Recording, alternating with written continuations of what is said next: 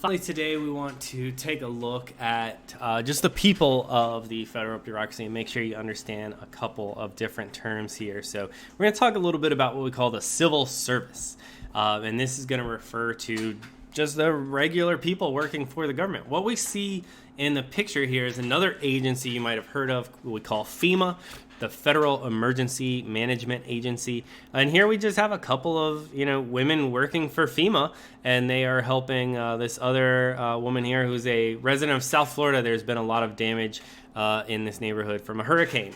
And so the government, the national government responds to a hurricane, and here's a couple of regular people doing day-to-day work of the government and helping to provide a service for a citizen of the government here. So you will see this term called civil service. And when we use the term civil service, we're talking about what we call the civilian workforce. So this is specifically not the military, but these are the regular citizen, regular civilian people working for the United States government in a variety of different jobs here. So there's almost 3 million of these people nationwide, and all the different things we've talked about so far, they're hired based on merit. There's a competitive hiring process, right? Different people are going to apply for a job, and the most qualified person is going to get that job.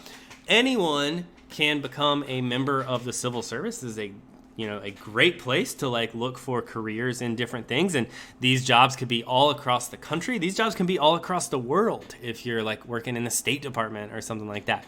The people and their jobs, this is an important thing about them. Their jobs are what we call nonpartisan, meaning that this is not Republicans and Democrats, right? Those two FEMA workers we just looked at, we don't know if they're Republican or Democrat. It doesn't matter. They're providing a non-Republican or non-Democrat service to a U.S. citizen regardless of that person's political opinion. So these jobs have nothing to do with politics. They're just regular people delivering services as part of the government's job. So we've got a couple laws that we need to make sure that we understand here. And this first one is an old one, but made a very important change in the early 1900s, made a super important change to the bureaucracy. And this is called the Pendleton Civil Service Act. The Pendleton Civil Service Act basically created the modern bureaucracy because this was a law that was passed that said that government workers needed to be hired based on merit. Sounds crazy, but before that, up until this progressive era, government workers were hired through a system we call patronage, or you might heard it called the spoils system. What that meant was that you got jobs working for the government based on political favors and based on donations to campaigns and stuff like that. So you wanted to get a job for the post office. Well, you better donate some money to the Democratic candidate, and you better hope the Democratic candidate wins, and they'll help you get a job or something like that. It was such a bad system where jobs were traded for political support, and that's crazy. So the modern system created by the Pendleton Civil Service Act set up offices to hire people based on merit, to promote people based on merit, to eliminate patronage. So it created things tests and stuff for people to prove they were qualified, or different specific qualifications you had to have for jobs and all this kind of stuff. So basically just made sure that our modern workers for the bureaucracy, our civil service employees, are people that got their jobs based on merit and not because of the political candidates that they support. Passed a while later, also important to make sure that our bureaucracy is nonpartisan, was the Hatch Act. The Hatch Act, it's a limit on government employees that all government employees are banned from participating in partisan politics while they're on duty. Doesn't mean that they can't vote, or they can't have a yard sign, or donate to candidates they like and all that. But while they're at work, they cannot engage in politics. This is a very, very serious law. People can't violate this. Or they risk losing their job. And we've already talked about how these are good jobs that are hard to lose here. Members of the civil service are prevented from running for office. So like that would, tell us that they're Democrats or Republicans or what their ideas were and all that stuff. So they have to quit if they want to run for office that way.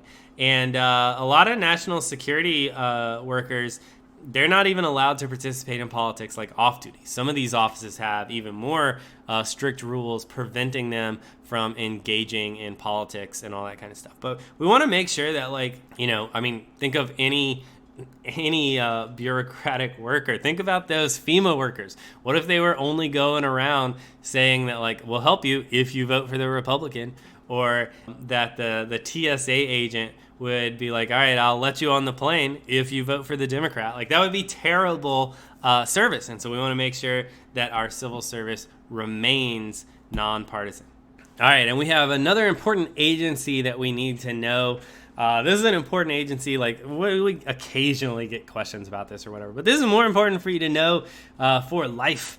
If you decide that you might want to end up working for the federal government at some point in the future, you need to know about the Office of Personnel Management.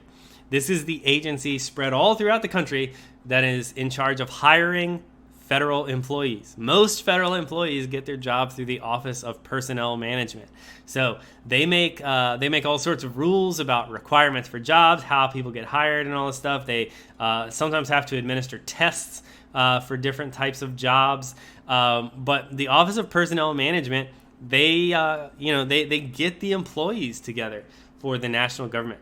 So a person, taking all sorts of different jobs for the government, they might need to pass a test or whatever.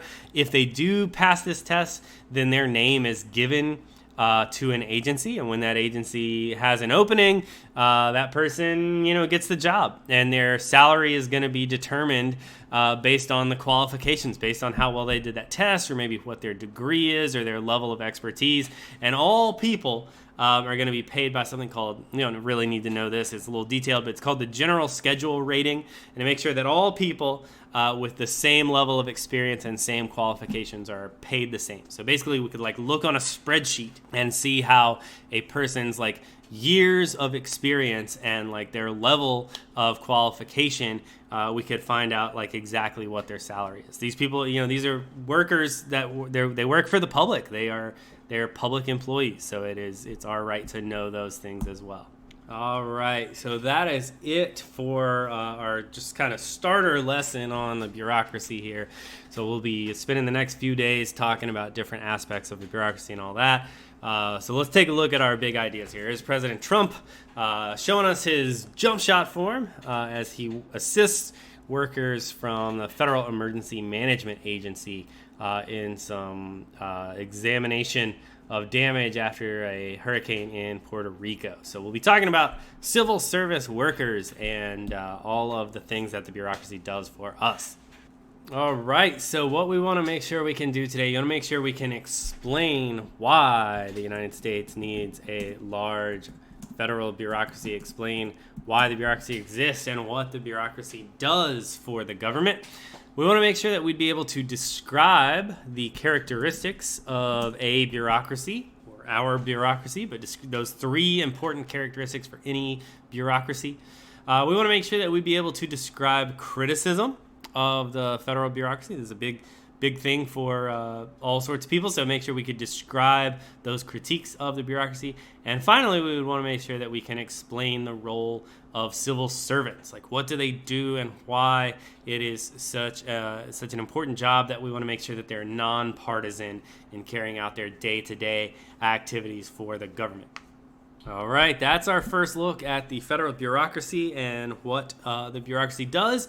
Over the next few days, we're going to look at how we can classify different bureaucratic agencies, and we're going to go through a lot of agencies so that you would be able to explain what they do and how they could impact policy in the United States.